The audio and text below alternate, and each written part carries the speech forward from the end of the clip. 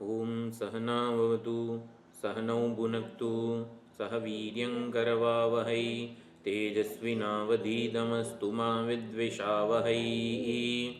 ओम शान्तिः शान्तिः शान्तिः। ओम आप्यायन्तु ममाङ्गानि वाक्प्राणश्चक्षुश्रोत्रमतो बलमिन्द्रियाणि च सर्वाणि सर्वं ब्रह्मोपनिषदम् माहं ब्रह्म निराकुर्याम् मा ब्रह्म निराकरोत् अनिराकरणमस्त्वनिराकरणं मे अस्तु तदात्मनि निरतेय उपनिषत्सु धर्मास्ते मयि सन्तु ते मयि सन्तु। ओम शान्तिः शान्तिः शान्तिः। हरिः ओम श्री गुरुभ्यो नमः। हरिः ओम। ओम सदाशिवसमारम्भां शङ्कराचार्यमध्यमाम् अस्मदाचार्यपर्यन्तां वन्दे गुरुपरम्परां वन्दे गुरुपरम्पराम्। ओम यैरिमे गुरुभिः पूर्वं पदवाक्यप्रमाणतः व्याख्याताः सर्ववेदान्ताः तान्नित्यं प्रणतोऽस्म्यहम्।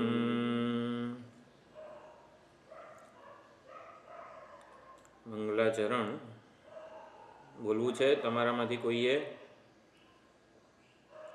પ્રજ્ઞાબેન?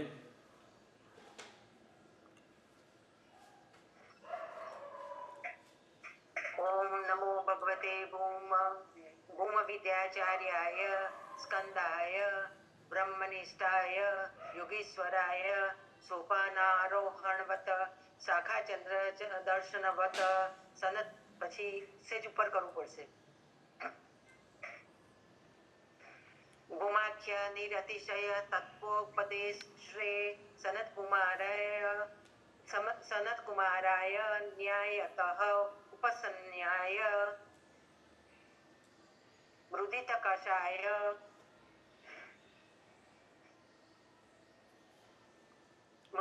કષાયાય કૃતકર્તવ્યાય સર્વવિજ્ઞાન સાધન શક્તિ સંપન્નાય નિરતિશય શ્રેય સાધન પ્રાપ્તિ કામાય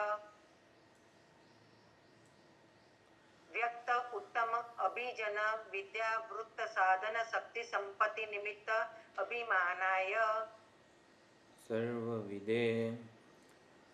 સર્વવિદે નારદાય દેવર્ષયે ચ. પછી અમે મોનુભાઈ તમે બોલો.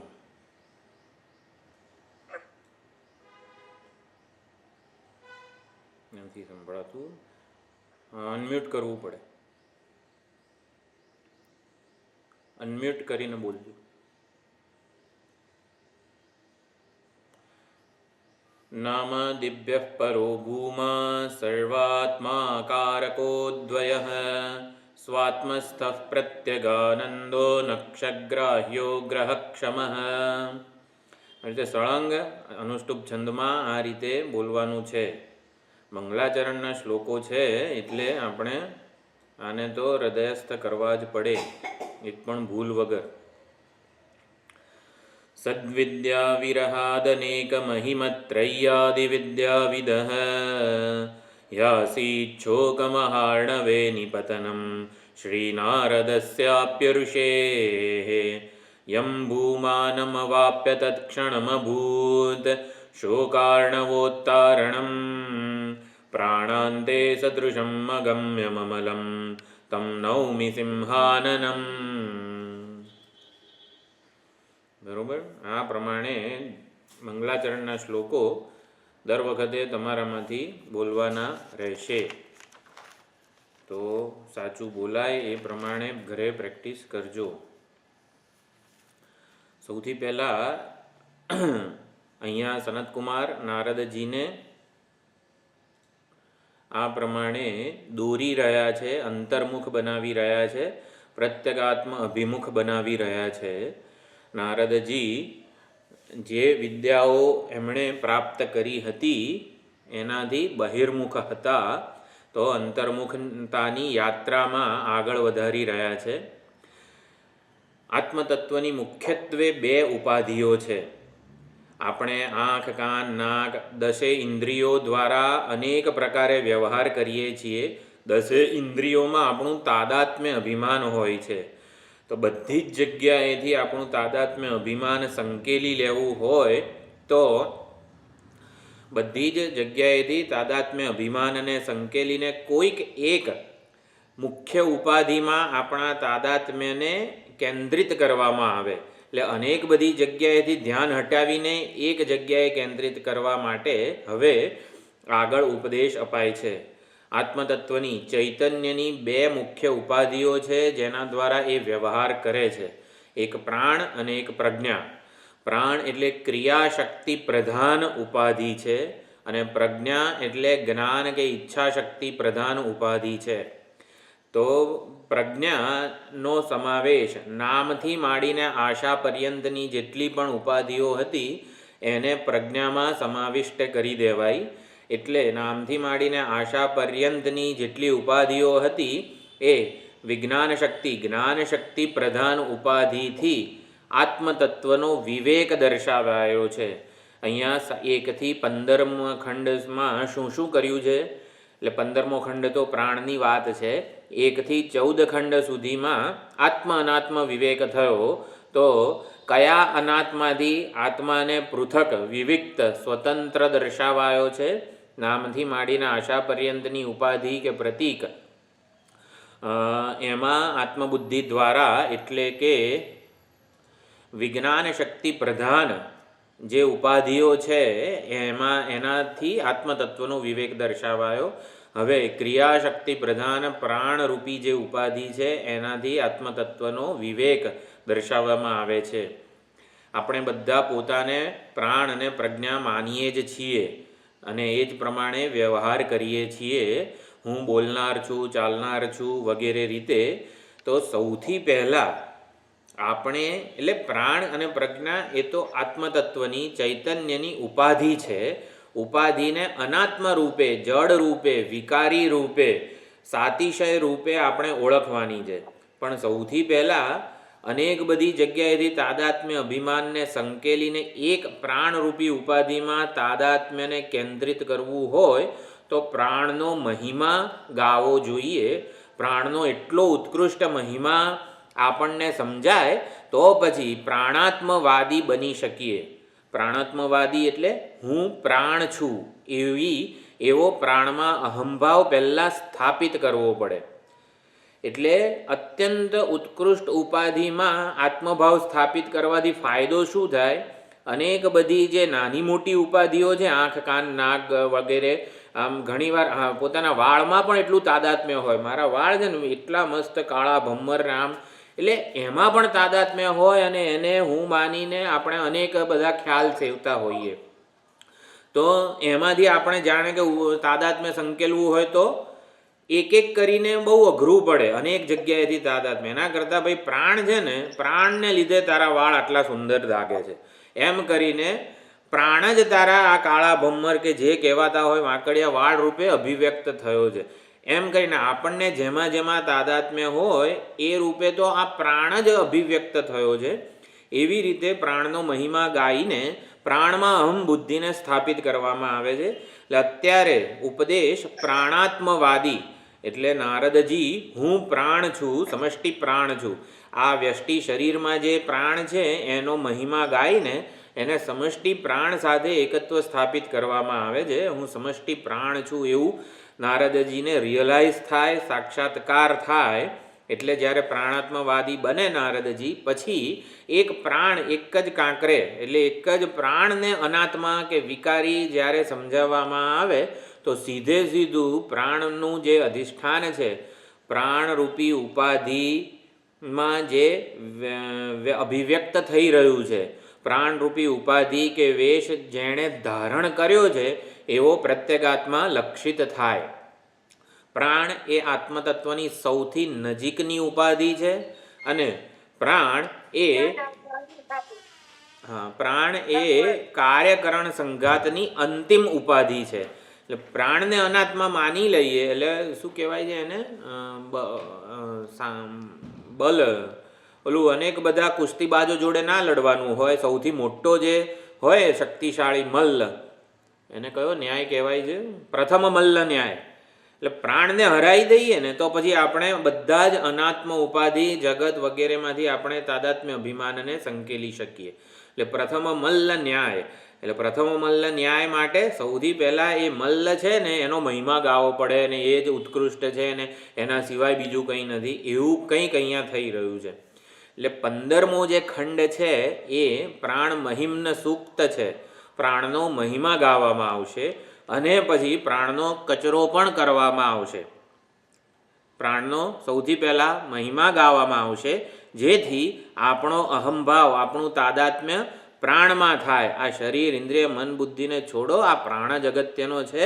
જો પ્રાણ જ શરીર ઇન્દ્રિય મન બુદ્ધિ ઉપાધિનો બધો વ્યવહાર સાચવતો હોય તો હું પ્રાણ છું એવું તાદાત્મ્ય કરવું જોઈએ. અને પછી સૌથી છેલ્લે એ પ્રાણને અનાત્મ વિકારી, પ્રાણને અનાત્મ જાણવો એ ક્વોન્ટમ જમ્પ છે, મંડુક પ્લુતિ છે, અંતિમ બાધ છે. એટલે વ્યાવહારિક જગતમાંથી પારમાર્થિક સત્યમાં જે ક્વોન્ટમ જમ્પ કે કૂદકો મારવો પડે એ ઉપદેશને બાધ કહેવામાં આવે છે. એટલે અંતિમ તાદાત્મ્યનો જેને આત્યંતિક નાશ કહેવામાં આવે છે બ્રહ્મ જ્ઞાન વડે, તો એ હવે એ છેલ્લે આવશે. હમણાં 15મા ખંડ 16મા ખંડથી એની ચર્ચા વિચારણા શરૂ થશે, જે આપણા માટે સૌથી વધારે અગત્યની વિચારણા છે. ક્વોન્ટમ જમ્પ અથવા તો મંડુક પ્લુતિ અથવા તો આત્યંતિક નાશ એટલે કે બાધ. ઉપાધિમાં અનાત્મ બુદ્ધિ જે છે એ કેવી રીતે આપણે કરી શકીએ, પ્રાણને પણ અનાત્મા કેવી રીતે આપણે પારખી શકીએ. એટલે આ પ્રમાણે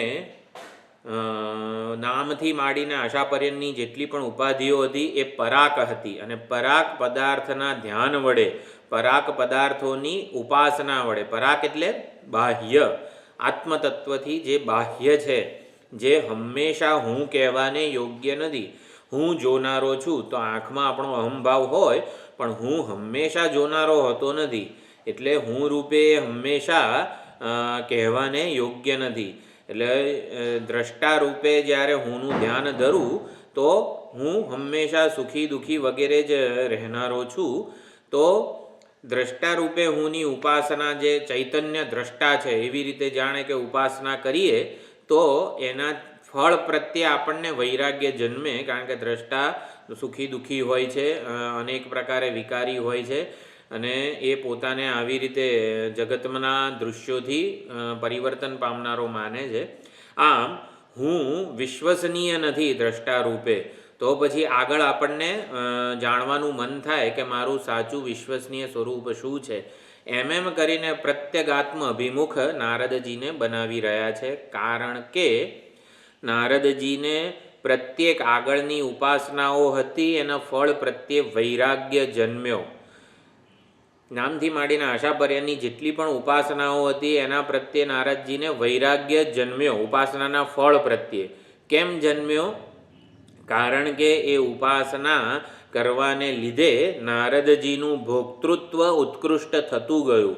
હું ભોગતા છું એ ખ્યાલ વધારે ને વધારે ઉત્કૃષ્ટ, વધારે ને વધારે વ્યાપક બનતો ગયો. પરંતુ દ્વૈત બુદ્ધિ એટલે ભોગ્ય કંઈક તો જુદું રહ્યું. એટલે આ દ્વૈત બુદ્ધિ, ભોગતા અને ભોગ્યનું જે દ્વૈત છે, જે ભેદ છે, જુદાઈ છે, એ તો ચાલ્યા જ કરી.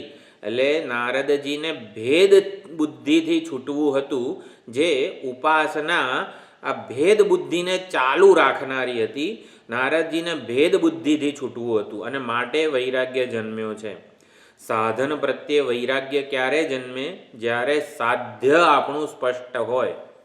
જવું છે હરિદ્વાર પણ વંદે ભારત એક્સપ્રેસમાં જવું છે. કેમ? કારણ કે એ બહુ સારી ટ્રેન છે, બહુ નવી નવી ટ્રેન છે. ચાલો, પણ વંદે ભારત હરિદ્વાર નથી જતી, એ બોમ્બે જાય છે. તો ચાલો ને ગમે તેમ વંદે ભારતમાં બેસી જઈએ. એટલે પણ જે બાજુ જવું નથી એ બાજુ ક્યાંથી? એટલે સાધન પ્રત્યેની આસક્તિ આપણને હોય તો, એટલે એ ક્યારે સાધનને છોડી શકીએ? સાધ્ય સ્પષ્ટ હોય તો.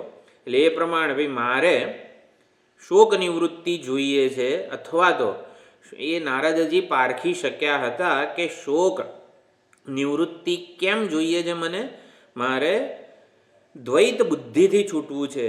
આ ઉપાસનાઓથી મારો હું વિશેનો જે ખ્યાલ છે એ હંમેશા કંઈક મર્યાદાવાળો, કંઈક ઉણપવાળો, સાતિશય રહ્યો છે. એટલે હું ભોગતા વગેરે જે છું એનાથી દ્વૈત બુદ્ધિ, મારાથી કંઈક જુદું ભોગ્ય જગત તો રહ્યું જ છે. એટલે શોક નિવૃત્તિ ન કરી શકી આ ઉપાસનાઓ, કારણ કે આ ઉપાસનાઓ હું વિશેના ખોટા ખ્યાલને અનુમોદન આપનારી હતી. ભલે એ વધારે ને વધારે વ્યાપક બનાવનારી હતી હુંને, પરંતુ નિરતિશય વ્યાપક નથી બનાવનારી. મારા કરતાં કંઈક જુદું હોય એવું ભોગ્ય જગત જે છે એ મારા કરતાં કંઈક જુદું રહે ને એવું મને નથી જોઈતું. હું એટલો વ્યાપક બની જવો જોઈએ એવું જ ઈચ્છી રહ્યો છું. એટલે વૈરાગ્યમાં ઉણપ હોય તો ઉપાસનાનું ફળ વહાલું લાગે. પરંતુ નારદજીનો વૈરાગ્ય વિવેકથી પ્રેરિત હતો, એટલે ઉપાસનાના ફળ પ્રત્યે સંપૂર્ણ ઓબ્જેક્ટિવ બની શક્યા કે આ ઉપાસનાથી મને આટલો ફાયદો થશે, પરંતુ આ રહી જશે. અનંત જે છે પૂર્ણતા, કૃતકૃત્યતા, એના ભોગે મારે આ વસ્તુ નથી જોઈતી. તો આ પ્રમાણે નારદજી નામથી આશાપર્યની ઉપાધિઓમાંથી તાદાત્મ્યને સંકેલી શક્યા અને એ પ્રમાણે આગળ વધી શક્યા. તો એક આ થયું. હવે પ્રાણરૂપી ઉપાધિ છે એમાં, એટલે પ્રાણ આત્મતત્વની સૌથી નજીક છે. એટલે પ્રત્યક એટલે અંતર્મુખતાની યાત્રામાં સૌથી છેલ્લે પ્રાણ અને મન આવે છે. તો મન એટલે કે પ્રજ્ઞાની વાત થઈ ગઈ. એ મનથી માંડીને આશા પર્યંતની જેટલી ઉપાધિઓ છે એને પ્રજ્ઞામાં સમાવેશ થઈ ગયો કહેવાય. હવે પ્રાણમાં પ્રત્યકતા છે. એટલે પ્રત્યકતા એટલે હુંપણું, પ્રત્યકતા એટલે આંતરપણું, હુંપણું. એમાં શું કહેવાય, અભિવ્યક્ત થાય છે. આત્મતા અને પ્રત્યકતા બંને અભિવ્યક્ત થાય છે. આત્મતા અને પ્રત્યકતા પ્રાણમાં અભિવ્યક્ત થાય છે. પ્રત્યેગાત્માની ચૈતન્યની પ્રત્યકતા અને ચૈતન્યની આત્મતા બંને પ્રાણમાં આપણને જોવા મળે છે. હવે બંનેમાં ફરક શું છે? આત્મતા એટલે હુંપણું. ચૈતન્ય આપણને પૂછે કે ભાઈ ચૈતન્ય કોણ છે? તો કે ભાઈ હું ચૈતન્ય છું, હું સભાન છું અને હું આ સંપૂર્ણ ઉપાધિને ઉજાળું છું વગેરે, બધું જ દ્રષ્ટા છું, જોનારો છું, સાંભળનારો છું વગેરે રીતે. એટલે પ્રાણરૂપી જે ઉપાધિ છે એમાં આત્મતા પણ જોવા મળે છે. અને પ્રત્યકતા એટલે ક્લોઝનેસ, પ્રોક્સિમેટ. હા, પ્રાણમાં પ્રત્યકતા કેવી રીતે રહેલી છે? પ્રાણ વગર હુંનું અસ્તિત્વ જોખમાય છે એ રીતે. પ્રાણ જતો રહે જાણે હું જતી રહું એવું લાગે છે એ રીતે પ્રત્યે. ના, એ આત્મતાનો વ્યવહાર છે.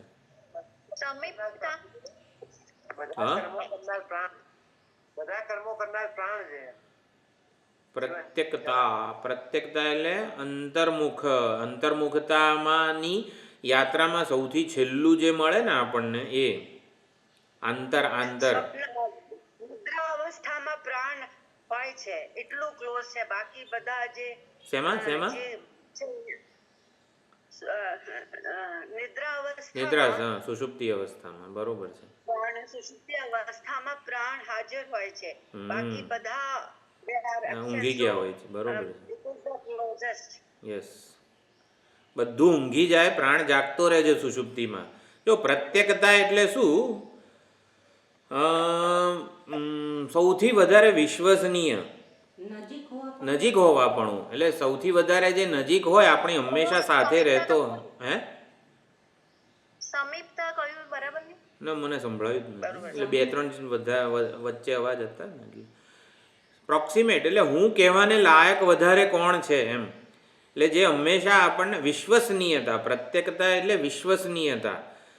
એટલે પ્રાણ એટલો બધો વફાદાર છે કે બધું ઊંઘી જાય ને, આખી કાર્યકરણ સંઘાત ઉપાધિ ઊંઘી જાય, લીન પામી જાય, તો પણ પોતે એકલો કે હું બેઠો છું ને બધું તમારું સંભાળી લઈશ. એટલે સુષુપ્તિમાં આપણું બધું જ પ્રાણમાં લીન થાય છે. પ્રાણ બધાને બધું સાચવી લાગે. ભાઈ ઊંઘી જઈએ ને તોય આપણે કેટલો ભાઈ આ છાંદોગ્ય ભણી રહ્યા હતા એ બધું સાચવી રાખે છે. પ્રાણ આપણું જ્ઞાન ઈચ્છા સંસ્કાર બધું પ્રાણ સાચવી રાખે છે. પ્રાણ ના સાચવતો હતો દર વખતે પહેલેથી સહનાવતું બધું કરવું પડે. એટલે સારું છે પ્રાણ બધું સાચવી રાખે. એટલે કે પ્રત્યક્ષતા સૌ વિશ્વસનીય છે પ્રાણ. એટલે પ્રત્યક્ષતા અને આત્મતા પ્રાણમાં સૌથી વધારે જણાય છે. આત્મતા જે જણાય છે ને પ્રાણમાં, હું બોલનાર છું, હું જોનાર છું, એ રીતે પ્રાણમાં જ આપણને હકીકતમાં આત્મતા જણાય છે. આ શરીરને કોણ ચલાવે છે? હું જ ચલાવું છું ને. અત્યારે મારો બધો વ્યવહાર કોણ કરે છે? મારામાં જે ક્રિયાશક્તિ વગેરે જે છે બોલવાની, જોવાની, સાંભળવાની, એ જ બધો વ્યવહાર કરી રહી છે. એટલે પ્રાણમાં આત્મતા જે છે એ સ્વાભાવિકપણે થયેલી હોય છે. પરંતુ હવે ઉપનિષદની મદદથી જાણવાનું એ છે કે પ્રાણમાં આત્મતા જે જણાય છે ને એ તો ઉપચારાર્થે છે, ગૌણતયા છે. મુખ્ય અર્થમાં પ્રાણ આત્મા કહેવાને લાયક નથી. આપણે ગરમ શબ્દનો ગઈ વખતે વિચાર કર્યો, જેમ ગરમ શબ્દ ગરમ દૂધ હોય, ગરમ પાણી હોય, તો એ બધા ગરમના સોપાધિક અર્થો થયા. નિરુપાધિક અર્થ તો માત્ર અગ્નિ જ છે. ગરમ શબ્દનો નિરુપાધિક અર્થ માત્ર અગ્નિ જ છે. એવી રીતે પ્રત્યક શબ્દ અને આત્મા એ શબ્દનો નિરુપાધિક અર્થ તો ચૈતન્ય સ્વરૂપ હું જ છે, અને સોપાધિક અર્થ આ પ્રાણ બને છે. સોપાધિક અર્થ એટલે ભાઈ ગરમ દૂધ હોય તો ખરું ને, કે ના હોય? ગરમ ચા, ગરમ કોફી, ગરમ દૂધ, ગરમ પાણી, તેને ગરમ શબ્દનો અર્થ તો કહેવાય ને. અગ્નિ છે ને એ તો નિરુપાધિક અર્થ છે અગ્નિ, પણ ગરમ દૂધ કહેવાય તો ખરું ને. પાણીનો તો સ્વરૂપ જ ઠંડુ છે. અરે એમ નહીં તો પછી શિયાળામાં ગરમ પાણીએ નાહીએ તો છીએ ને.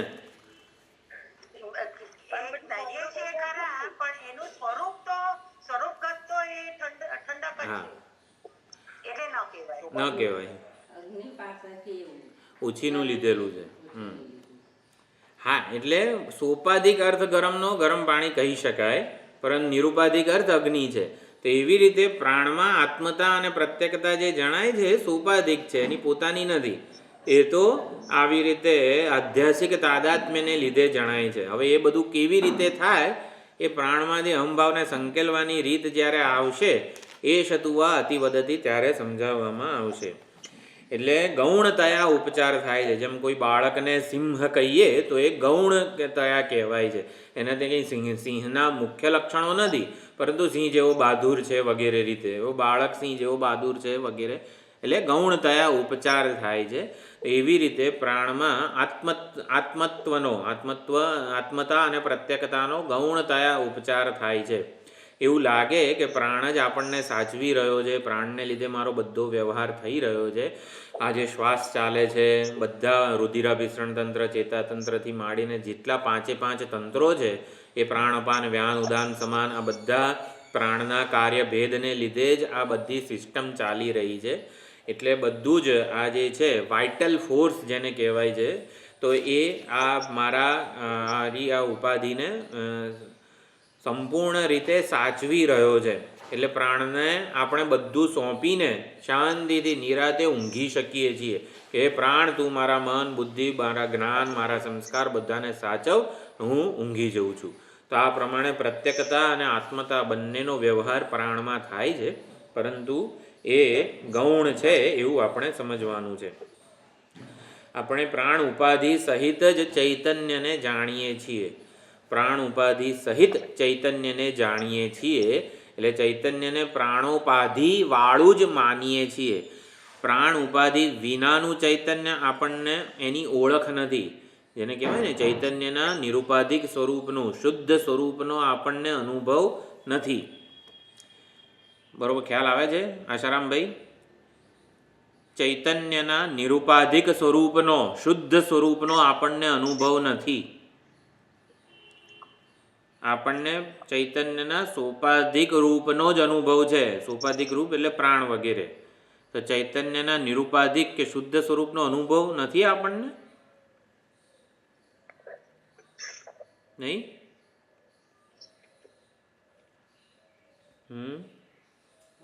છે હું છું તો બધાને ખબર જ છે. સુષુપ્તિમાં છે.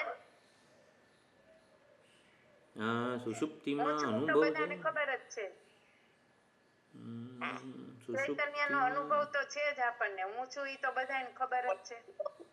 પ્રાણની રીતે જ અનુભવ કરીએ છીએ. હા, પ્રાણ ગયા એટલે હું પ્રાણ ગયા એટલે ચૈતન્યનો અનુભવ ના થાય, અભિવ્યક્તિ ના થાય.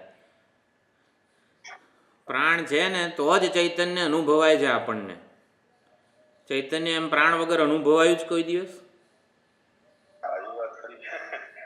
પ્રાણ છે તો હા હા, ચૈતન્ય સ્વરૂપ પરમાત્માનો પ્રાણ ઉપાધિ વગર અનુભવ ના થાય? થાય. અનુભવ તો છે જ. અરે નથી. રેચક કુંભકમાં ના ના, એવું બધું નહીં. ચૈતન્યનો પ્રાણ ઉપાધિ સહિત જ અનુભવ થાય. જેનો અનુભવ થાય સોપાધિક ચૈતન્યનો જ થાય. નિરુપાધિક ચૈતન્યનો અનુભવ ના થાય. એનું જ્ઞાન એ તો અનુભવ કરનારો છે, જાણનારો છે, જોનારો છે. નિરુપાધિક ચૈતન્યના શુદ્ધ સ્વરૂપને આપણે ક્યારેય જોયું નથી, ક્યારેય અનુભવ્યું નથી. એનો અનુભવ ના થઈ શકે તો શું કરવાનું તારે? તો જાણી અને એના જ્ઞાનથી જ મુક્તિ મળે છે. એ જ વસ્તુ શ્વેતકેતુએ ઉદ્દાલકને પૂછી હતી. 6, 8, 7 એવું 6, 8, 7 કહીએ ને એટલે આખું આમ યાદ આવી જવું જોઈએ. મને ચૈતન્યના નિરુપાધિક સ્વરૂપનો અનુભવ કેવી રીતે થાય? તો શું જવાબ આપ્યો? શું જવાબ આપ્યો ઉદ્દાલકે? ગુરુના માર્ગદર્શન ના, ગુરુના માર્ગદર્શન દ્વારા ના થાય.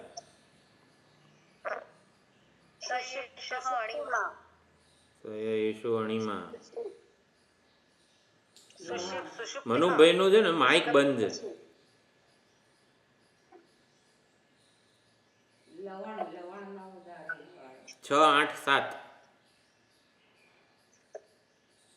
તત્વમસીમાં હા, તત્વમસી. એટલે શ્વેત કીધું એ પૂછ્યું હતું મને નિરુપાધિક શુદ્ધ ચૈતન્યનો અનુભવ કેવી રીતે થાય?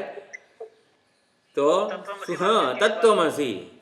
તારે અનુભવવાની જરૂર શું છે? ખાંડને કહે છે, ખાંડ કહે છે કે મને ગળપણનો અનુભવ કઈ રીતે થાય? બોલો, ખાંડ પૂછે છે મને ગળપણનો અનુભવ કઈ રીતે થાય? ખાંડને ગળપણનો અનુભવ થવાનો છે? કોઈ રીતે થવાનો છે? તું ગળપણ સ્વરૂપ છે, તું મીઠાશ તારું સ્વરૂપ છે, તારે અનુભવવાની જ જરૂર નથી. એવો જ ઉપદેશ આપવો પડે તત્વમસી. હા, આપણે પ્રાણમાં આવીએ તો પ્રાણ જ ચૈતન્યના, એટલે પ્રાણને સોપાધિક ચૈતન્ય કહેવાય, સોપાધિક બ્રહ્મ કહેવાય. એટલે બ્રહ્મનો, ચૈતન્યનો, આત્માનો આપણને અનુભવ પ્રાણ ઉપાધિને લીધે જ થાય છે. અને માટે પ્રાણને જ આપણે આત્મા એટલે કે હું માની લઈએ છીએ. આપણને હું એટલે શું કે ભાઈ ચૈતન્ય હોય તો એને એમાં જે ચેતન હોય ને એમાં હુંનો ઉપચાર થાય છે. આ બોટલને આપણે હું નથી કહેતા. કેમ? કારણ કે આ કંઈ ચૈતન્ય નથી. આ દેહને હું કહીએ છીએ. કેમ? કારણ કે હાલે છે, ચાલે છે, બોલે છે, જુએ છે ને બધુંય કરે છે. જે ચેતન જેવું જણાય ને એમાં આપણે હુંનો અનુવાદ કરીએ છીએ. બરોબર? તો પછી જે હાલતું ચાલતું તો રોબોટ છે, ગાડી છે, બધાય છે, એને કેમ હું નથી કહેતા? જો ચેતનને હું કહેતા હોઈએ તો પછી તો રોબોટ ને બધુંય છે, હાલે છે, ચાલે છે. જ્યારે પ્રાણ જતો રોબોટમાં થોડું ચૈતન્ય છે. હા, પણ હાલે ચાલે તો છે ને. તે દેહમાં એ ક્યાં ચેતન આપણને લાગે? જ્યારે કોઈ પણ વ્યક્તિનું મૃત્યુ થાય, કોઈ પણ વ્યક્તિનું મૃત્યુ થાય પછી છે ને એ જે મળદું હોય ને એને મળદું કહે છે. એને કહેતા નથી કે આ વ્યક્તિ છે. હા. મળદું જ કહીએ છીએ. યસ. હા. હોસ્પિટલમાં આ વ્યવહાર સ્પષ્ટપણે ખબર પડી જાય છે. પહેલાં નામ બોલવામાં આવે, ફલાણા ભાઈ, ફલાણા બેન, અને પછી વિદાય લઈ લે પ્રાણપંખેરું. પછી પેશન્ટ કે બોડી એવું કહેવામાં આવે છે. પછી એ નામ નથી લેવામાં આવતું પેશન્ટનું, પરંતુ બોડી તરીકે જ 317 નંબરનો આ બોડી, આમ એ રીતે વ્યવહાર થતો હોય છે. આ સ્પષ્ટપણે હોસ્પિટલમાં ખબર પડી જાય. પછી પેશન્ટનું નામ બામ કશું લેવામાં આવતું નથી. ચાલો જે હોય, હું એમ કહું છું કે દેહ હાલે છે, ચાલે છે, ચેતનવત વ્યવહાર કરે છે, માટે દેહને હું માનીએ છીએ. તો બીજી અનેક વસ્તુઓમાં કેમ હું નથી માનતા? કારણ કે એ બધી બહાર છે, પરાક છે. એટલે આત્મતા અને પ્રત્યકતા આ બંને જોઈએ હું બુદ્ધિ કે તાદાત્મ્ય થવા માટે. એ બધી બહાર છે, મારાથી જુદી છે, હું રૂપે એનો વ્યવહાર નથી થતો. એટલે પ્રાણમાં પ્રત્યકતા અને આત્મતા બંને આપણી અભિવ્યક્ત થાય છે, આરોપિત થાય છે, અને માટે પ્રાણમાં અહમ બુદ્ધિ સ્વભાવે થયેલી જ છે. એટલે પ્રાણમાં અહમ બુદ્ધિ છે. તો હવે શું કરવાનું છે? એ પ્રાણમાં રહેલી અહમ બુદ્ધિને એટલી વિશાળ બનાવવાની છે, પ્રાણનો મહિમા ગાઈને. એટલે કે હું આવો પ્રાણ છું એવું મને થાય. એટલે કે હું પ્રાણ છું, પ્રાણ રૂપે જ મારો વ્યવહાર કરું, વ્યષ્ટિ પ્રાણ જ નહીં, પરંતુ જે આ વ્યષ્ટિ પ્રાણ છે ને એ જ આ સમષ્ટિ આખા જગતમાં વાઇટલ ફોર્સ, હાર્મોનાઇઝિંગ ફોર્સ તરીકે સમગ્ર સૂર્ય ચંદ્રને, ગ્રહો નક્ષત્રોને પણ જે ફેરવી રહ્યા છે, જે બધાને કાયદામાં, મર્યાદામાં એક સેતુ રૂપ છે, જેને લીધે કોઈ પોતાની મર્યાદાનું ઉલ્લંઘન નથી કરતું, એવા પ્રાણ રૂપે આપણે આપણા પ્રાણને જાણવાના છે. પ્રાણ મહિમાનું આપણે ગાન કરવાનું છે. એટલે કે પ્રાણને જોઈને જ આપણો સંપૂર્ણ વ્યવહાર થાય છે. પ્રાણને આધારે જ આપણો અને જગતનો બધો જ વ્યવહાર થાય છે. એટલે વ્યાવહારિક જગતનું અંતિમ સત્ય પ્રાણ છે.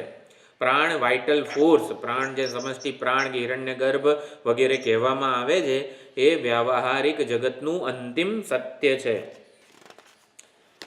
તો આપણે 15મા ખંડનો પહેલો મંત્ર જે છે ને એ જોઈ લઈએ. હા, મંગલાચરણના શ્લોકો આવતી વખતથી બધાએ બોલવાના છે.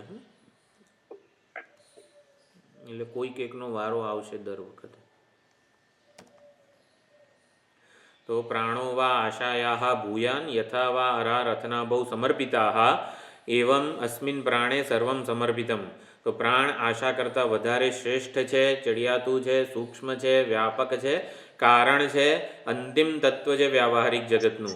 જેવી રીતે રથની નાભીમાં અથવા તો પૈડા નાભીમાં અરા એટલે કે સ્પોક્સ બધા જે સમર્પિત હોય છે, એમાં જોડાયેલા હોય છે, એવી જ રીતે પ્રાણમાં સંપૂર્ણ જગત સમર્પિત છે.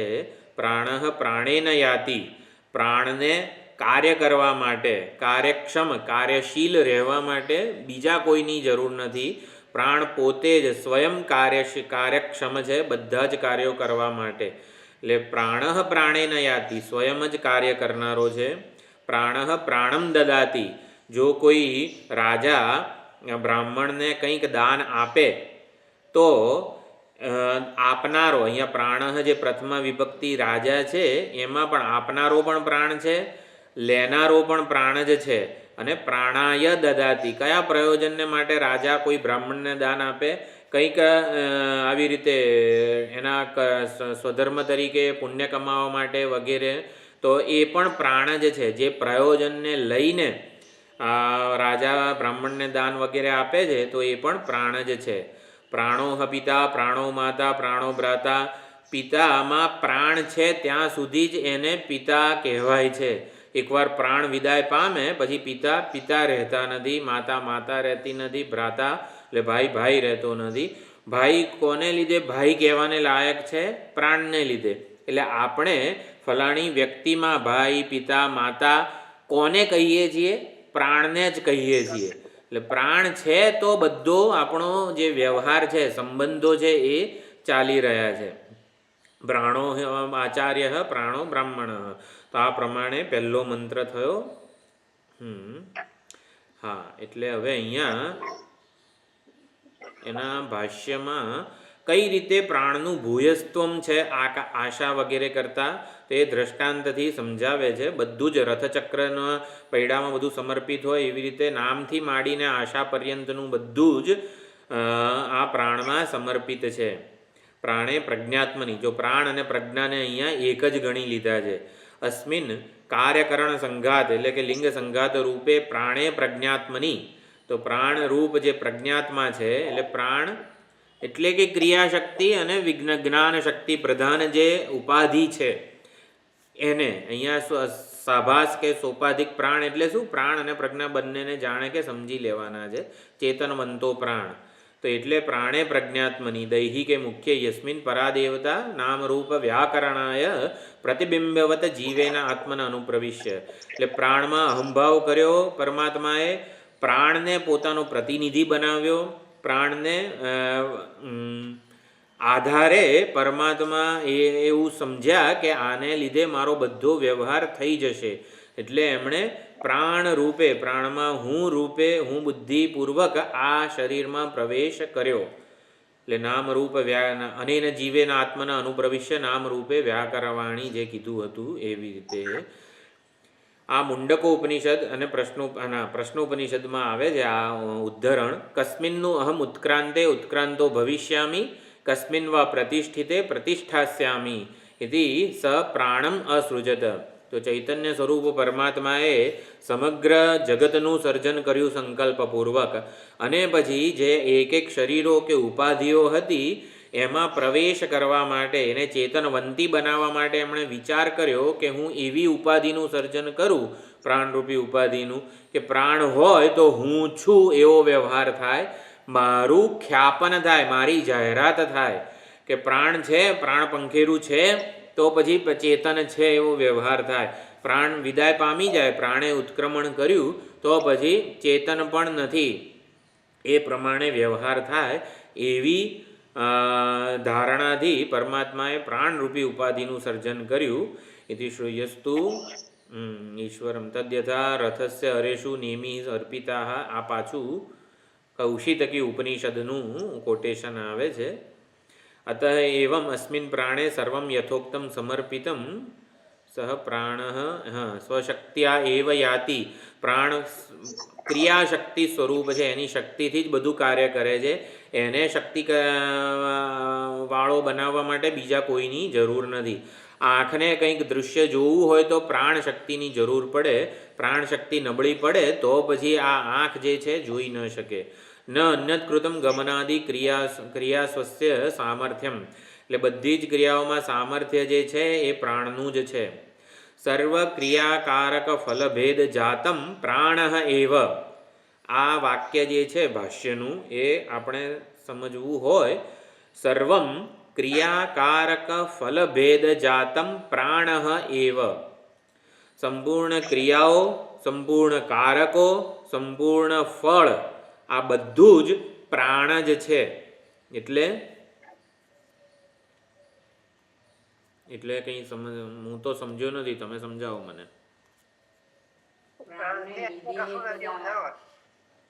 પ્રાણને લીધે કારકો કામ કરે છે. प्राणी गैराजी में आती नहीं। हाँ, प्राण जो है वो क्रिया शक्ति है और सभी कारक जो है वो ये क्रिया शक्ति से होते हैं, इसलिए प्राण जो है सभी कारकों में कारकों में है. हाँ, सर्व क्रिया कारक फल भेद जातम प्रथमा विभक्ति, प्राण प्रथमा विभक्ति सामानाधिकरण्यમાં મૂકેલું છે.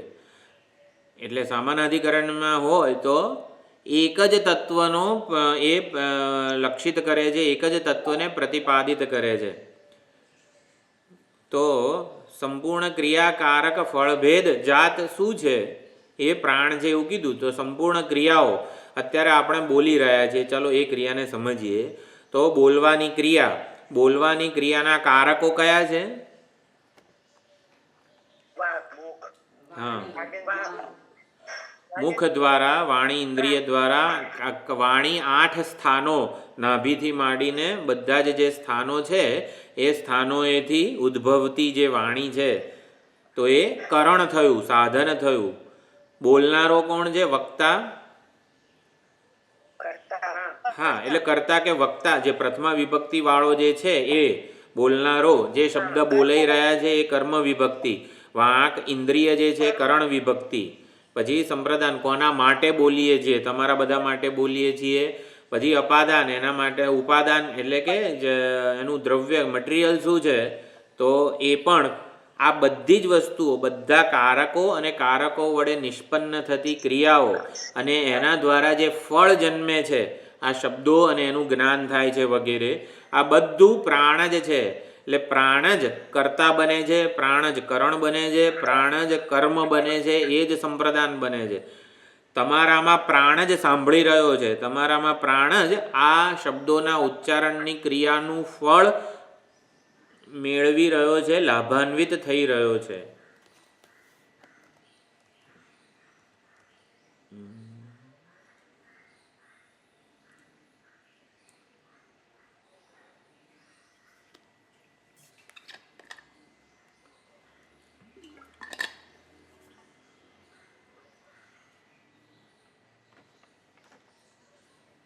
Recording in progress.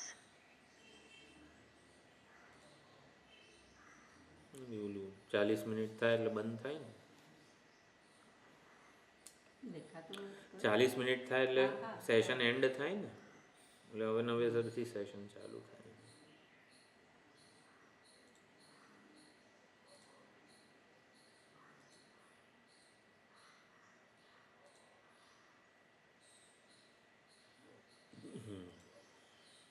એટલે આ બ્રેકમાં સ્ક્રીન નથી દેખાતી.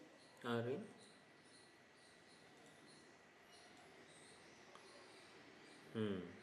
એટલે ક્રિયાકારક ફળ ભેદ આ બધું પ્રાણ જ છે. પ્રાણ જ બધા કારકો રૂપે પ્રગટ થયેલો છે.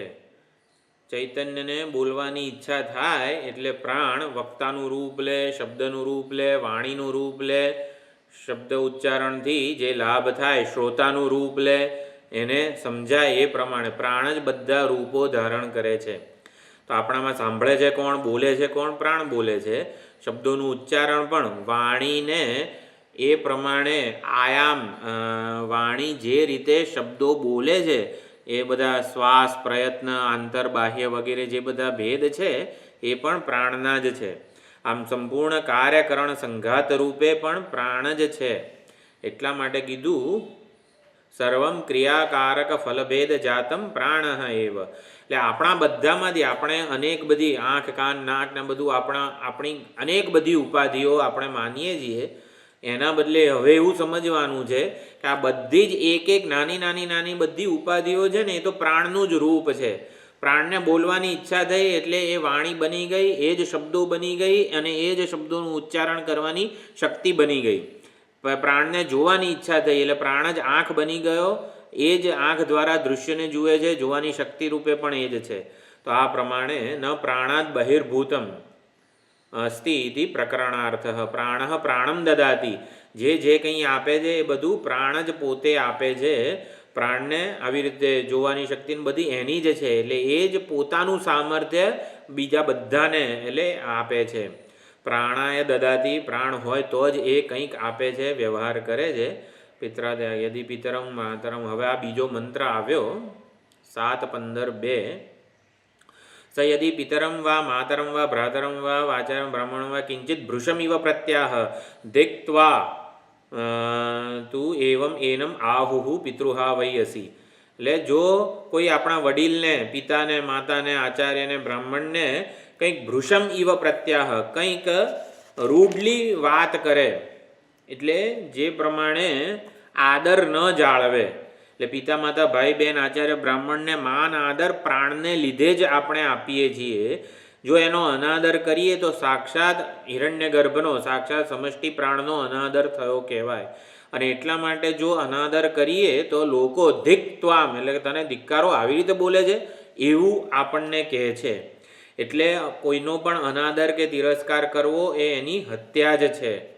એટલે થોડુંક પણ ઉદ્ધતાઈથી બોલીએ આપણે વડીલો વગેરે સામે તો લોકો એવું કહે છે કે આ તો એમનો હત્યારો છે, એટલે કે એ પ્રાણનું હનન કરનારો છે, એ પ્રાણનો આદર સાચવનારો નથી.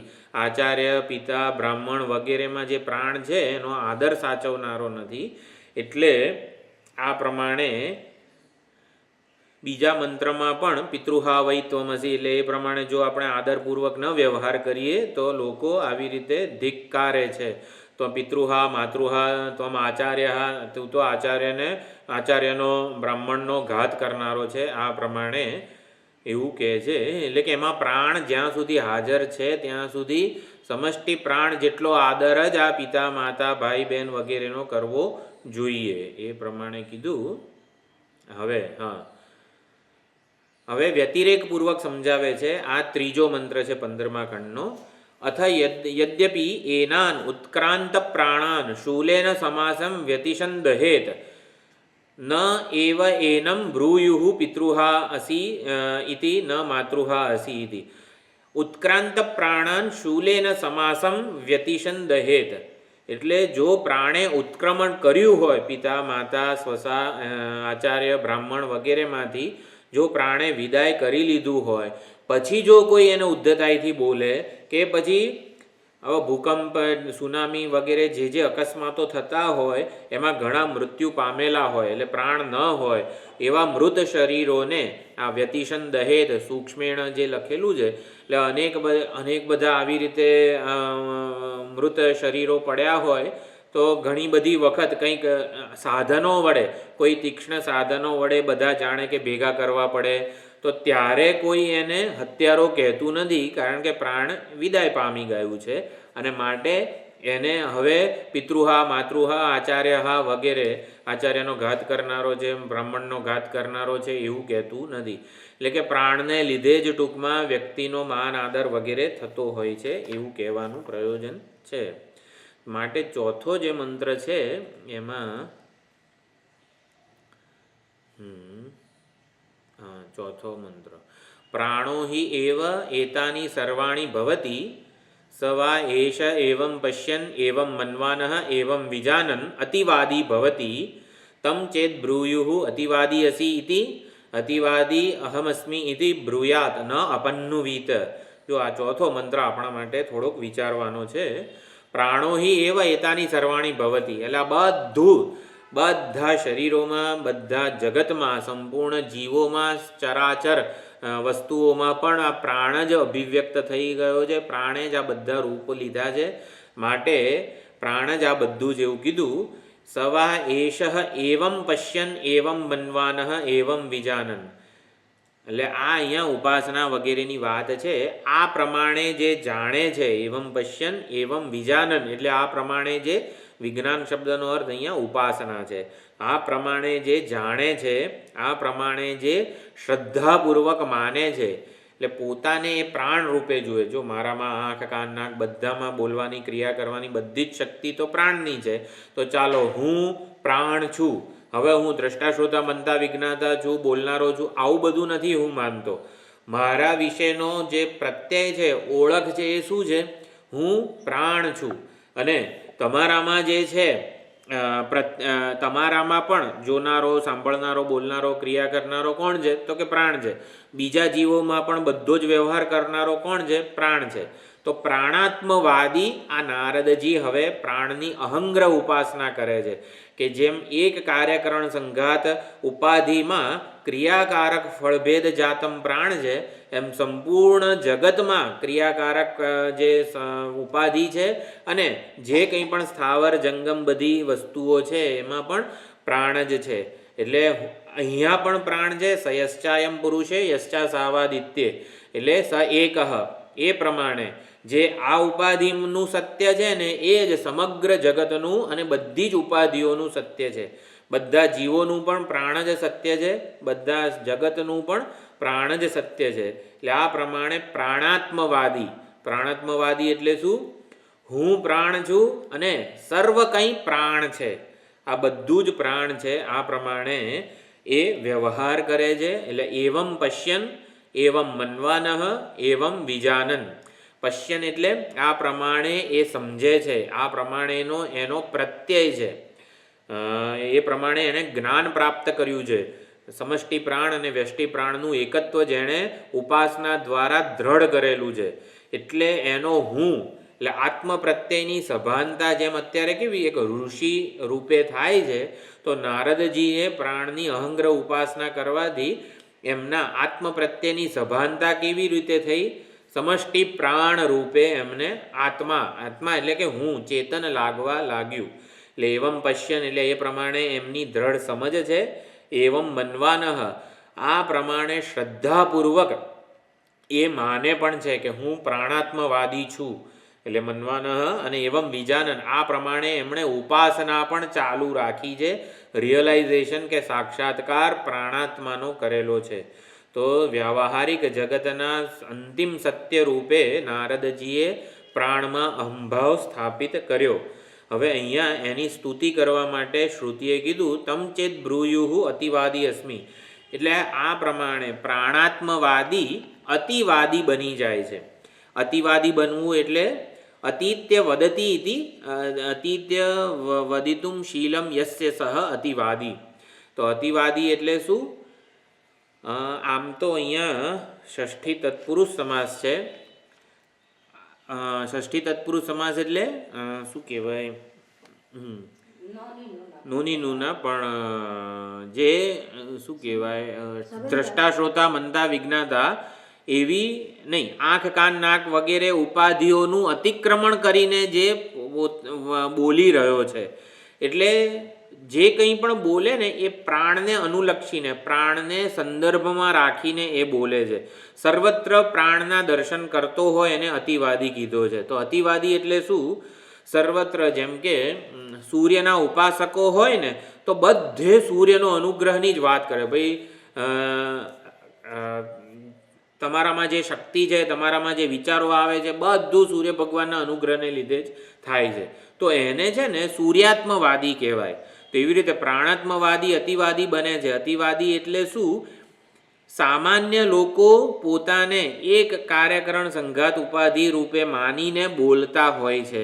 એટલે એમની વાણી જે છે સ્વાર્થ, અભિમાન, સંકુચિતતા વગેરે અનેક દોષોથી ભરેલી હોય છે. રાગદ્વેષવાળી હોય છે. માન, અપમાન, સ્તુતિ, નિંદા વગેરેથી યુક્ત હોય છે. સામાન્ય લોકો જે જુએ છે પોતાને, હું આંખ દ્વારા જોનારો છું, તો આંખ દ્વારા દ્રષ્ટા છું એવી ઓળખ હોય તો અનેક પ્રકારના દૃશ્યોથી એ વિકાર પણ પામે અને સારા કે નરસા દૃશ્યો જોવાને લીધે એ સુખી કે દુઃખી પણ થાય. એટલે પણ પ્રાણાત્મવાદી આ કાર્યકરણ સંઘાતનું અતિક્રમણ કરીને જોનારો છે. સર્વત્ર પ્રાણના દર્શન કરે છે. એટલે સ્વાર્થથી મુક્ત છે, અભિમાનથી મુક્ત છે, સંકુચિતતાથી મુક્ત છે.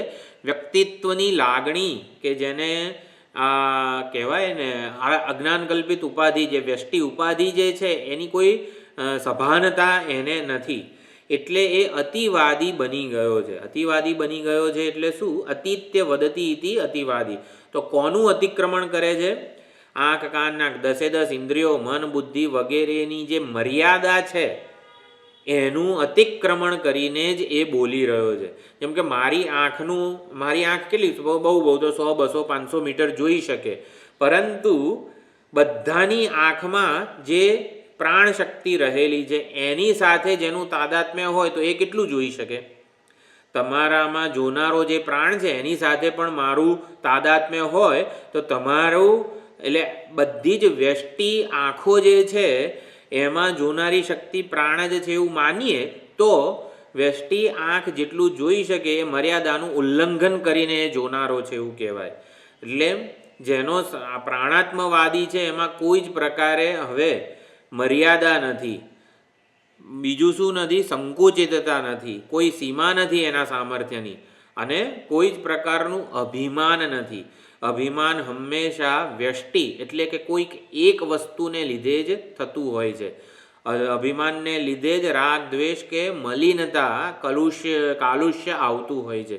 પરંતુ પ્રાણાત્મવાદી હવે એટલો શુદ્ધ થઈ જાય છે, સ્વાર્થ, સંકુચિત, અભિમાનથી મુક્ત થઈ જાય છે, અતિવાદી બની ગયો છે. તો એને કોઈ કહે કે તું તો અતિવાદી છે એટલે બહુ બોલે છે એવું નહીં, અતિવદતી એટલે બહુ બોલે છે એવું નહીં.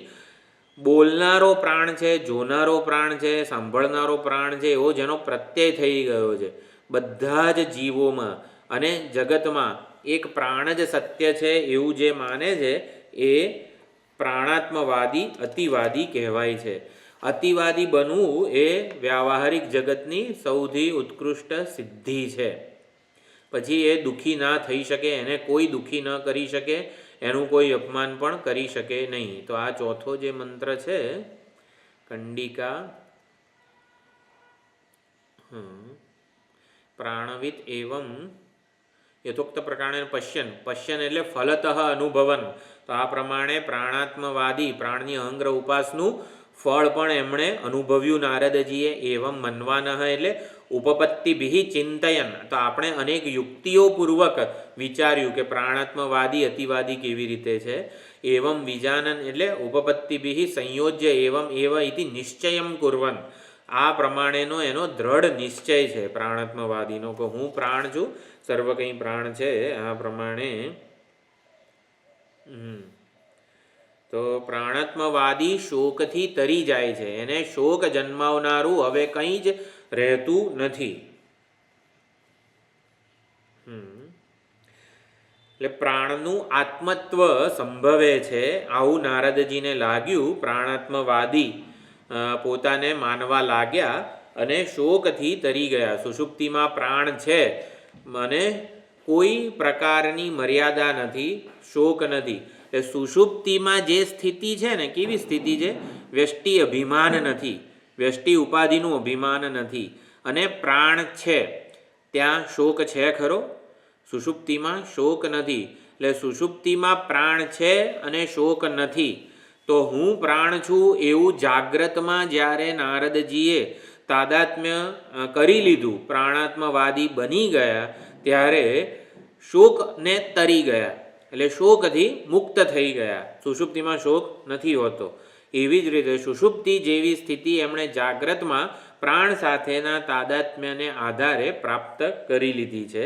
માટે પ્રાણાત્મવાદી શોક નિવૃત્તિ રૂપી ધ્યેયને પ્રાપ્ત કરી લીધું અને એ માટે નારદજીને સંતોષ થઈ ગયો.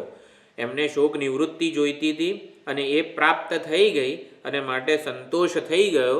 એટલે સનતકુમારને નારદજીએ પ્રાણ કરતાં હજી કંઈ સૂક્ષ્મ છે, વ્યાપક છે, ચડિયાતું છે, એનું કંઈ કારણ છે એવો પ્રશ્ન પૂછ્યો નહીં.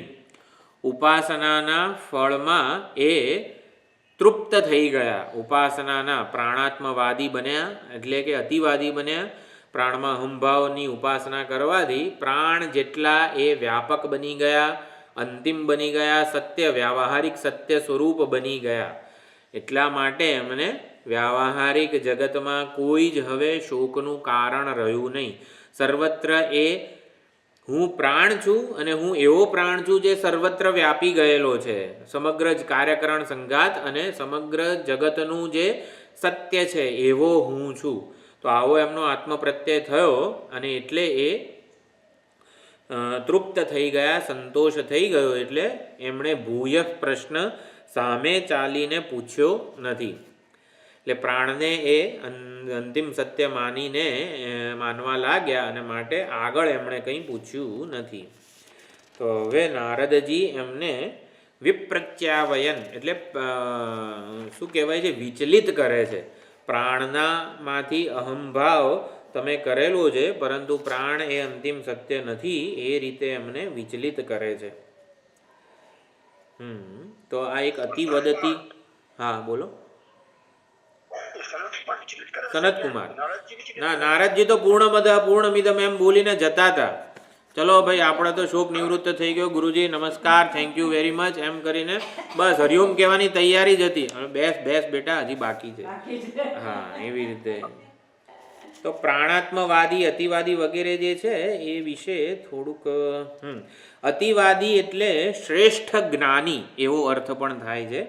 એટલે એ ઉપાધિની મર્યાદાઓને જોતો નથી. સર્વમ ક્રિયાકારક ફલભેદ જાતમ પ્રાણ જ છે. એટલે છે ને, પ્રાણમાં દ્રષ્ટિ કરવાને લીધે મર્યાદા, સંકુચિતતા, ઉણપ, ત્રુટિ વગેરેથી મુક્ત થઈ જાય છે. તો એ શ્રેષ્ઠ જ્ઞાની છે, સુપિરિયર સ્પીકર એવું કહેવાય અતિવાદી. અતિવાદી, જો અતિવાદી એક શબ્દ છે, તો અતિ જે છે ને એ પ્રાણનું વિશેષણ છે. આ સમજાય એવું છે. અતિ એ પ્રાણનું વિશેષણ છે. જેમ ભૂરું ગુલાબ, તો ગુલાબી ગુલાબ તો વિશેષણ છે. એવી રીતે અતિ એ પ્રાણનું વિશેષણ છે, જે પોતે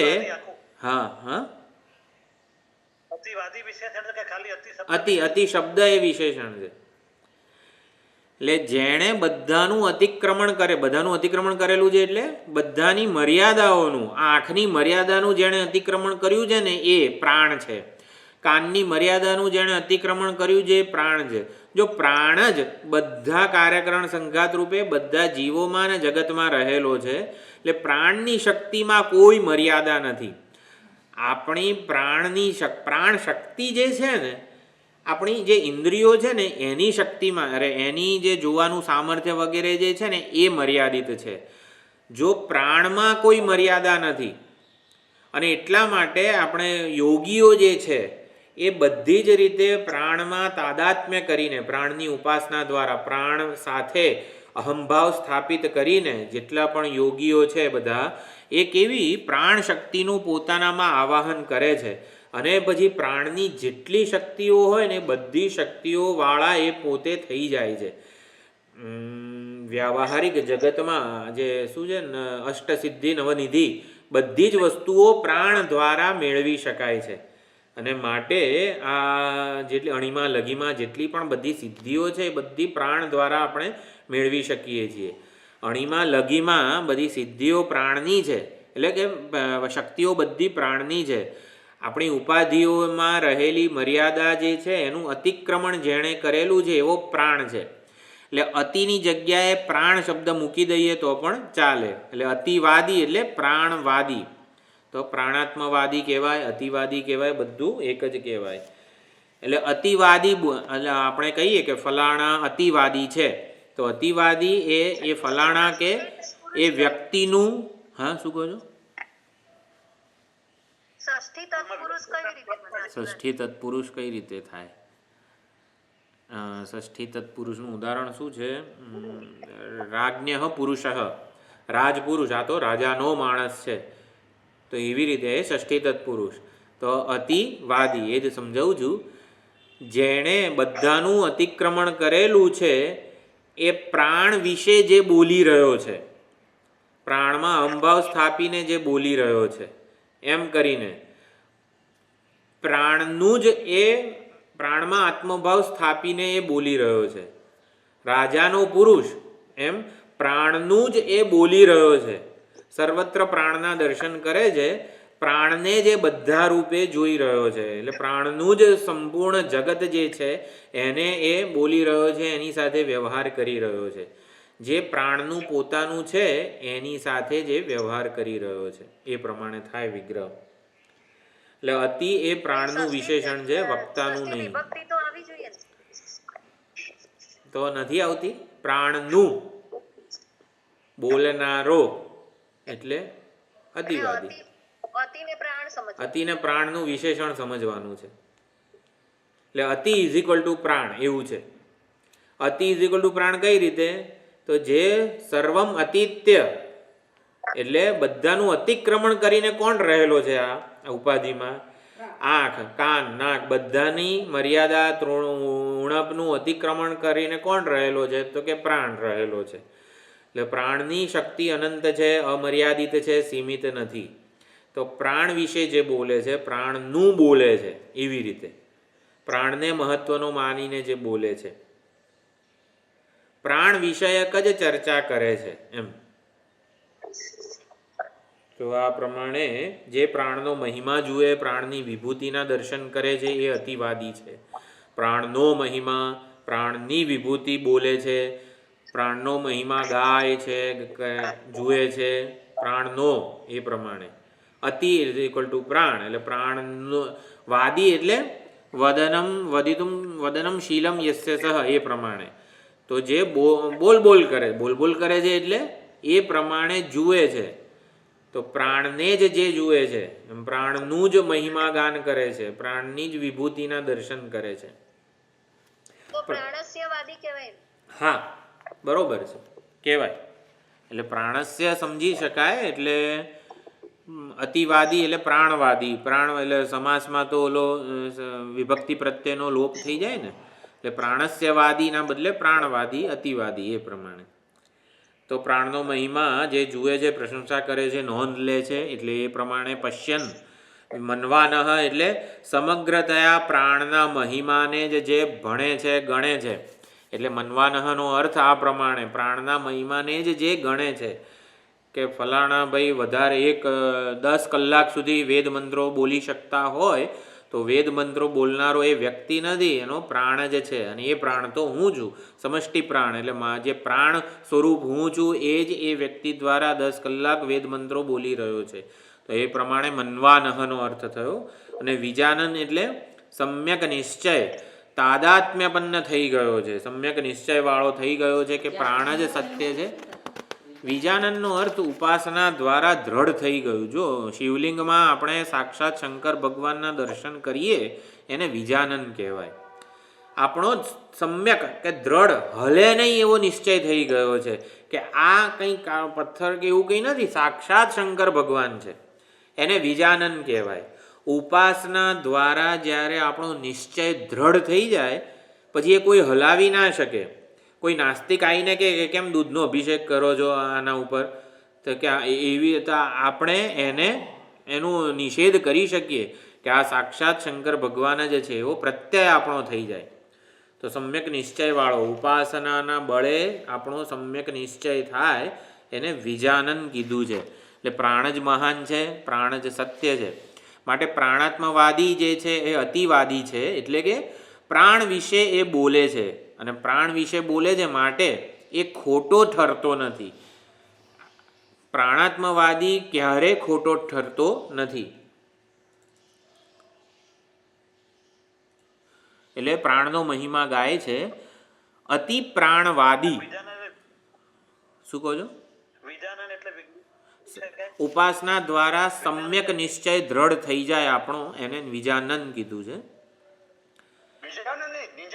વિજાનન કરે છે પોતામાં જો એવમ પશ્યન મન્વાનઃ અને વિજાનન એ વર્તમાન કૃદંત છે. આ પ્રમાણે જોતો જોતો, આ પ્રમાણે ગણતો ગણતો, ગણતો એટલે માનતો. શું?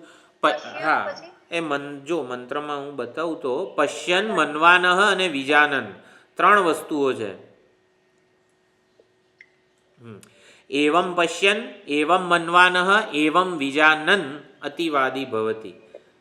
તો આ પ્રમાણે પશ્યન, આ મન્વાનઃ અને વિજાનન 3 વસ્તુઓ છે. પશ્યન એટલે જે પ્રાણની જ મહિમા, પ્રાણનો જ મહિમા વિભૂતિ જુએ છે, એની જ પ્રશંસા કરે છે, એની જ નોંધ લે છે, એને જ સત્ય માને છે, સત્ય તરીકે જુએ છે. મન્વાનઃ એટલે સમગ્રતયા એ પ્રાણના મહિમાને જ મહત્વનો ગણે છે. અને વિજાનન એટલે એ પ્રમાણેના એનો સમ્યક નિશ્ચય છે, દ્રઢ પ્રત્યય છે. હું પ્રાણ છું અને આ સર્વ કંઈ પ્રાણ છે એ પ્રમાણે. તો આ પ્રમાણે જે અતિવાદી બની જાય છે. અતિ પ્રાણવાદી તો મધ્યમ પદ લોપી સમાસ. હા બોલો. અવાજ નથી આવ્યો. મનવાના પછી વિજાનન, વિજાનન એટલે એ પ્રમાણે ઉપાસના દ્વારા ના, મનવાનાનો અર્થ શું કર્યો? પ્રાણના મહિમાને જ જે મહત્વનો ગણે છે, માને છે. એટલે એ પશ્યન એ ના એ મન્વાનઃ. પશ્યન એટલે જુએ છે, મન્વાનઃ એટલે શ્રદ્ધાપૂર્વક એ જ પ્રમાણે એ માને છે. કોઈક 10 કલાક વેદ મંત્રનો પાઠ કરતો હોય તો એટલે પશ્યન મન્વાનઃ કેવી રીતે થાય? એ પ્રાણ, એમાં રહેલો પ્રાણ જ બોલી રહ્યો છે આવું પ્રમાણે જે ગણે, અને એ પ્રમાણે એમાં ખરેખર જે પ્રાણ બોલી રહ્યો છે એ વાસ્તવમાં પ્રાણ હું જ છું, એ પ્રમાણે વિજાનન થઈ જાય. એટલે એવમ પશ્યન, એવમ મન્વાનઃ, એવમ વિજાનન 3 વસ્તુઓ છે. તો પશ્યન કે મહિમા વિભૂતિના દર્શન કરે છે. પ્રાણની જ વિભૂતિ છે, એની પોતાની કંઈ નથી. એક ભલે ને 1 લોટો ઘી પીતો હોય એને લીધે કંઈ એવું નહીં, પણ એમાં રહેલો પ્રાણ જે છે ને એ જ આ 10 કલાક બોલી વેદ મંત્રો ગાઈ શકે છે વગેરે. એ પ્રમાણે જે પ્રાણને જ ગણતરીમાં લે છે, તો મન્વાનઃ એટલે ગણતરીમાં લે છે, અને વિજાનન એટલે દ્રઢ નિશ્ચય પૂર્વક સમજે છે. એ પ્રમાણેનો જ જેનો આત્મ પ્રત્યય થઈ ગયો છે. એટલે આવા પ્રાણ ઉપાસકને, એટલે અતિ પ્રાણવાદી પરંતુ મધ્યમ પદ લોપી સમાસ થાય એટલે અતિવાદી એવો શબ્દ બને છે.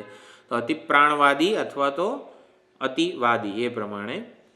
એટલે તમે અતિવાદી છો, એવું બહુ બોલો છો, એવું કોઈ કહે તમ ચેત બ્રુયુહુ એમ કરીને ઉપનિષદમાં છે, તો કમ્ફર્ટેબલી અને હેપીલી કહેવાનું, હા હું પ્રાણાત્મવાદી છું.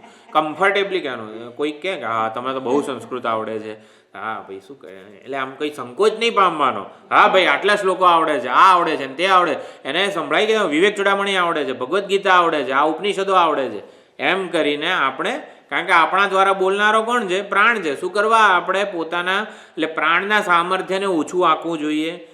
કહેવાનું ઓલો સાંભળતો થાકી જાય ત્યાં સુધી બોલવાનું આ આવડે છે ને તે આવડે છે એમ. એટલે કમ્ફર્ટેબલી અને હેપીલી આવી રીતે જો પ્રાણમાં તાદાત્મ્ય હોય તો કેવું આપણે બોલી શકીએ? હું પ્રાણાત્મવાદી છું. તો અતિવાદી એ મુજ બીજી અતિવાદી એ મુજ પ્રાણ ઉપાસકની સાચી વાસ્તવિક ઓળખ છે. એટલે એ પ્રમાણે હું મારી જે ઓળખ છે, ટાઇટલ છે, એને આપણે સત્ય એનો મોહર આપવાની કે હા ભાઈ હું પ્રાણાત્મવાદી છું, અતિવાદી છું. શ્રુતિએ કીધું છે ન અપન્નુવીત, એટલે કે તમે એનો સંકોચ ન રાખો, એને ના ભાઈ ના હું કંઈ બહુ બોલનાર નથી, હું કંઈ બહુ જાણતો નથી, એવી રીતે નહીં. આપણે જાણે કે થોડુંક આમ એ સંકોચ, નમ્રતા, ભાઈ એમાં નમ્રતા ન દાખવશો. ન અપન્નુવીત એટલે અપ વત્તા હનુ ધાતુ છે, બીજો ગણ આત્મને પદ વિધિલિંગ, પ્રથમ પુરુષ એક વચન, આ પ્રમાણે છે. નુતે નુવાદે નુવતે. તો ન અપન્નુવીત એ આ રીતે let him not refuse the title. એટલે આપણને જે ટાઇટલ મળેલું હોય એનો આપણે નકારવું ન જોઈએ, એનો આ પ્રમાણે સ્વીકાર કરવો જોઈએ. એટલે સમગ્ર વ્યક્તિત્વ અને વિશ્વ આ પ્રાણ ઉપર જ આધારિત છે, પ્રાણને આશ્રિત છે. પ્રાણમાંથી જ બધા સક્રિયતા અને ચેતનતા મેળવી રહ્યા છે. પ્રાણને લીધે જ બધા સક્રિય છે, પ્રાણને લીધે જ બધા ચેતનવંતા છે.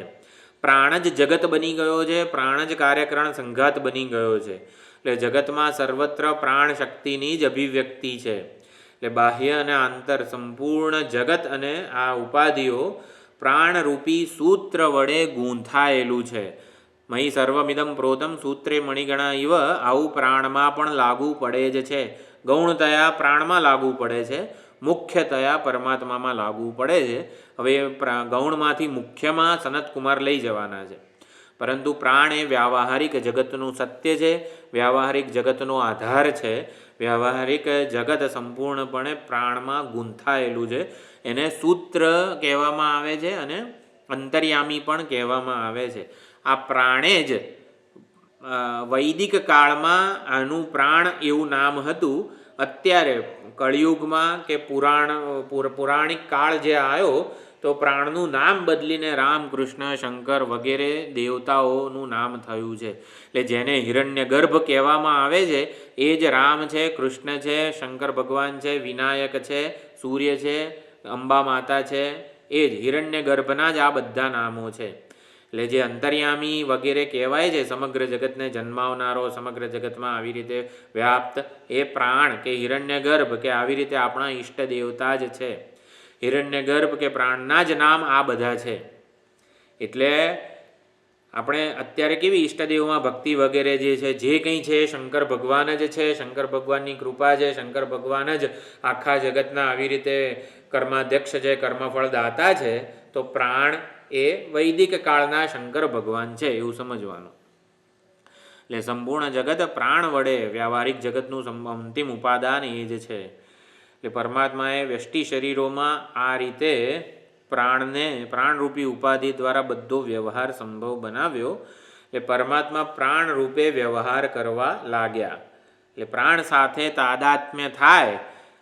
સનતકુમારનો હેતુ એ હતો પ્રાણનો આવી રીતે મહિમા ગાવા દ્વારા કે નારદજીનું જો પ્રાણમાં તાદાત્મ્ય થાય તો પછી મુખ્ય અર્થમાં પરમાત્મા સાથે, ચૈતન્ય સ્વરૂપ પરમાત્મા સાથે તાદાત્મ્ય થઈ શકે. હા, એટલે આ પ્રમાણે પ્રાણાત્મવાદી ઉપાસક છે એ નામ અને રૂપનું, મેં કીધું આ વગેરે વ્યષ્ટિ ઉપાધિનું મર્યાદા જે છે એનું અતિક્રમણ કરી લે છે. એટલે વેશનું અતિક્રમણ કરી લે છે પ્રાણાત્મવાદી ઉપાસક. સર્વત્ર પ્રાણના દર્શન કરે છે. એટલે વ્યાવહારિક દ્રષ્ટિએ સર્વોત્કૃષ્ટ ઉપાસના પ્રાણની છે. એટલે ઉપાસક પ્રાણ રૂપે પોતાને જુએ છે, રિયલાઇઝ કરે છે, અને એટલે સર્વાતિશય વ્યાવહારિક જગતનું અંતિમ કે ચરમ સત્ય એ બની જાય છે. સર્વ અતિશય એટલે બધામાં એ અતિશય છે, સર્વાતિશય રૂપે પોતાને જુએ છે. જે આપણે નિરતિશય શબ્દનો અર્થ સમજીએ છીએ એ પ્રાણમાં અહંભાવને લીધે વ્યાવહારિક જગતમાં જાગ્રત અવસ્થામાં સિદ્ધ થઈ જાય છે. એટલે સર્વાતિશય રૂપે એ ઉપાસક પોતાને જુએ છે, કૃતકૃત્યતા અનુભવવા લાગે છે. એ સર્વત્ર પ્રાણના દર્શન કરે છે, પ્રાણથી બીજું કંઈ નથી, માટે ભોગતા ભોગ્યનું દ્વૈતે રહેતું નથી, અને એટલે શોક નિવૃત્તિ થઈ જાય છે. એટલે નારદજીને શોક નિવૃત્તિ થઈ ગઈ. અને એટલે આ પ્રમાણે પ્રાણોપાસના અને પ્રાણ મહિમાની સ્તુતિ વગેરે થઈ. નારદજી પણ ખુશ થઈ ગયા, ઉપદેશ પૂરો થયેલો સમજ્યા. એક અતિવાદી વિશે એક સુંદર વસ્તુ છે, જ્યાં તાદાત્મ્ય હોય, જ્યાં છીએ ત્યાં તાદાત્મ્યને લીધે જ છીએ. આ શરીરમાં તાદાત્મ્ય હોય તો આપણે પોતાને આ શરીરમાં જાણીએ. અત્યારે અચાનક જ આમ ઋષિકેશ આપણા આશ્રમમાં ગંગાધરેશ્વર ભગવાનની સામે આપણે પોતાને જોઈએ, ગંગાધરેશ્વર ભગવાન સાથે આપણું તાદાત્મ્ય હોય, માનસિક રીતે આપણે ત્યાં પહોંચી જઈએ તો ક્યાં છીએ? અત્યારે અહીં નથી, આપણે ગંગાધરેશ્વર પાસે જ છીએ. એટલે જ્યાં છીએ ત્યાં તાદાત્મ્યને લીધે જ છીએ. આ શરીરમાં છીએ એવું કહેવાય, કારણ કે આ શરીરમાં તાદાત્મ્ય છે. ત્યાં તાદાત્મ્ય હોય તો ત્યાં છીએ એવું કહેવાય. એટલે જે સ્તરે તાદાત્મ્ય હોય એ સ્તરે આપણો વ્યવહાર થતો હોય છે. એટલે જે સ્તરે પ્રાણના સ્તરે જો તાદાત્મ્ય થઈ જાય તો સર્વત્ર પ્રાણના સ્તરે વ્યવહાર થાય. પછી મારામાં પ્રાણ, તમારામાં પ્રાણ એક જ છે, તો એક જે છે સંવાદિતા જે છે, આત્મૌપમ્યને સર્વત્ર સમમ પશ્યતિ અર્જુન સિદ્ધ થઈ જાય. પ્રાણના સ્તરે આપણે હોઈએ, પ્રાણમાં તાદાત્મ્ય હોય તો પછી પ્રાણનો માન, આદર, સત્કાર બધું જ સચવાય, એ રીતે વ્યવહાર થાય. એટલે વ્યાવહારિક જગતમાં શોક નિવૃત્તિ પ્રાણની ઉપાસનાથી, અહંગ્રહ ઉપાસનાથી સંભવ છે. તો આ પ્રમાણે નારદજીને કૃતકૃત્યતા પ્રાપ્ત થઈ ગઈ એવું એ સમજ્યા. પ્રાણ જ અંતિમ સત્ય છે, રહસ્યમય વસ્તુ છે એવું સમજ્યા. અને માટે નારદજીએ નક્કી કર્યું, હું પ્રાણ છું, અને એ ઉપાસના દ્વારા એ સાક્ષાત્કાર પણ કર્યો. હું સમષ્ટિ પ્રાણ, સૂત્રાત્મા, હિરણ્યગર્ભ, અંતર્યામી બધું છું, સર્વનો અંતર્યામી છું, સંપૂર્ણ જગતનો સારભૂત તત્વ છું. અણિમા વગેરે જે કીધેલું છે સંપૂર્ણ જગતનો, વ્યાવહારિક જાગ્રત જગતનો અંતિમ સત્ય છું. એટલે ગુરુજીને નમસ્કાર કર્યા, સંતુષ્ટ થયો છું, પૂર્ણમદ બોલવાનું વિચાર્યું. એટલે ભૂયઃ પ્રશ્ન એમણે પૂછ્યો નહીં. પ્રાણ કરતાં કંઈક અધિક છે, શ્રેષ્ઠ છે, એવું વ્યાપક છે એવું એમણે પૂછ્યું નહીં. એટલે સનતકુમાર એમને પૂર્ણમદ નથી કરવા દેતા, પણ આપણે કરી લઈએ. એટલે આવતી વખતે આપણે સનતકુમાર કેવી રીતે નારદજીને વિચલિત કરે છે. પ્રાણનું પણ અંતિમ સત્ય, પ્રાણ તો વેશ છે, પ્રાણ પણ આત્મ ચૈતન્યની, પરમાત્માની ઉપાધિ છે, અને એ રીતે જડ છે, અનાત્મા છે, વિકારી છે. પ્રાણમાં અહંભાવ રાખીશું તો કાયમ માટે સંતોષ, તૃપ્તિ, કૃતકૃત્યતા મળવાની નથી. એવી રીતે પ્રાણમાં અનાત્માના દર્શન કરાવવાના છે સનતકુમારજી. તો વિકાર અનૃત બ્રહ્મ વિજ્ઞાનીને પરિતુષ્ટમ અકૃત. ચલો ભાષ્ય છે, આવતી વખતે આપણે જોઈશું. નારદ ઈષ્ટદેવ જોડે તાદાત્મ્ય થવું જોઈએ, એનો અર્થ એવો થયો ને કે પહેલા આપણા ઈષ્ટદેવ સાથે તાદાત્મ્ય થાય, પછી નિર્ગુણ બ્રહ્મ તરફ આગળ વધવાની વાત આવે. એક રૂપ ઈશ્વર ભક્તિ, વિશ્વરૂપ ઈશ્વર ભક્તિ અને અરૂપ ઈશ્વર ભક્તિ. એક રૂપ ઈશ્વર ભક્તિ એટલે આપણા જે શિવ, શંકર, રામ, કૃષ્ણ જે ઈષ્ટ દેવતા છે એ જ આપણા માટે મહત્વના હોય. આપણા જીવનમાં સારા નરસા બધા વ્યવહાર અનુભવ માટે એ જવાબદાર છે એવું આપણે માનીએ. ઈષ્ટદેવની ભક્તિ, ઈષ્ટદેવની ભક્તિમાં છે ને ભેદ રહી જાય છે. હું અને રામ, હું અને કૃષ્ણ, હું અને શંકર ભગવાન જુદા. એટલે નામ અને રૂપ જે છે એના નામ રૂપને સત્ય માનું છું, કારણ કે આ નામ રૂપને સત્ય માનું છું. એટલે ભેદ રહી જાય છે. એટલે પછી શું કરવાનું? ઈષ્ટ દેવતાને વિશ્વરૂપે બિરાજેલા જોવાના છે. જે ઈષ્ટદેવ એ આ વિગ્રહમાં જ નથી, સમગ્ર વિગ્રહો એના જ છે. એટલે કે પ્રાણ જેવી રીતે બધું જ છે એવી રીતે આપણે પ્રાણના જે દર્શન કર્યા એ ઈષ્ટદેવના વિશ્વરૂપે દર્શન કરવાના છે. વિશ્વરૂપ એટલે વિરાટ રૂપે. એ જ નદી, સૂર્ય, તળાવ બધું બનેલા છે, એ જ આ જીવ ને બધા જીવો રૂપે વિલસી રહ્યા છે. એટલે ઈષ્ટદેવની વિશ્વરૂપ ભક્તિ થાય. અને પછી વિશ્વરૂપ ભક્તિથી ઈષ્ટદેવ પોતે પ્રસન્ન થાય, પોતાનો વેશ સંકેલી લે. પ્રસન્ન થઈને પોતાનો વેશ સંકેલે એટલે આપણો વેશ પણ ન રહે, એ આપણા હૃદયસ્થ ચૈતન્ય સ્વરૂપે પ્રગટે. એટલે આ ભક્તિના જ પ્રકાર છે.